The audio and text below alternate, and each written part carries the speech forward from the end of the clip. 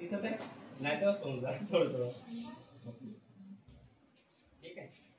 तर आपल्या ट्रेनिंग पिरियडला हे टॉपिक आहे आणि हे टॉपिक नुसार पहा. पहिला जो टॉपिक आहे तो इंट्रोडक्शन वॉटर अनालिसिस. आपण काल बघितलं की इंट्रोडक्शन वॉटर अनालिसिस मध्ये पॅरामीटरचे नावं बघितली आहेत, त्याचे परमिसिबल लिमिट बघितली आहे. परमिसिबल लिमिट आपण ठरवलेले नाही.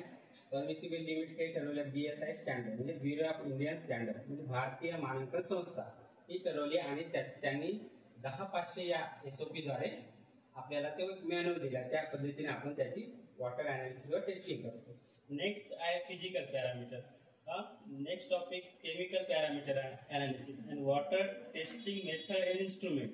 मग ते वॉटर टेस्टिंगचे मेथड्स कसे आहेत, इन्स्ट्रुमेंट कसे आहेत याविषयी आपण ते डिस्कस करू. तो जो टॉपिक राहील तो 28ला राहील आणि practical demonstration hands on training आपण प्रॅक्टिकली करू.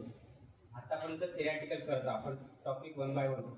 बेसिक ग्लासवेअर असणे माहीत असणे, कुठला ग्लासवेअर कुठं यूज होतो तो फार महत्त्वाचा. ॲज अ तुम्ही लॅबॉरेटरीमध्ये काम करत असताना, वॉटर अनालिसिस लॅबॉरेटरीमध्ये काम करत असताना केमिस्ट जसं या वॉटर अनालिसिस लॅबचे 4 पदे आहेत.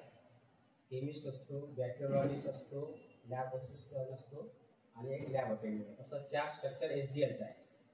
तर राज्यामध्ये जवळपास 137 कितीतरी लॅब आहेत जे महाराष्ट्र सरकार चालवून राहिले किंवा आणि लोकांच्या आरोग्याचा गुणवत्ता कशी असायला पाहिजे पाण्याची हे आपण तपासणीद्वारे आपण राज्य शासनाला कळवतो.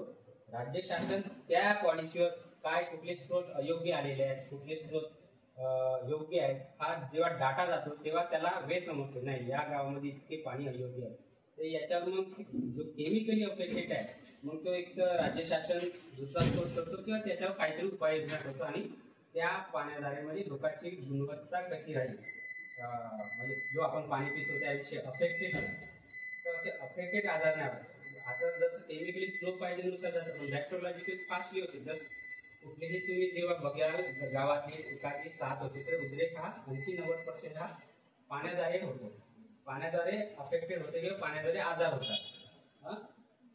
तर महत्वाची म्हणजे आता राहिली गोष्ट आपल्याला हे अनालिसिस कसं करायचं आपल्याला तर काही माहित नाही. सरांनी तर सांगितले की वॉटर अनालिसिस मध्ये जा, ट्रेनिंग करा.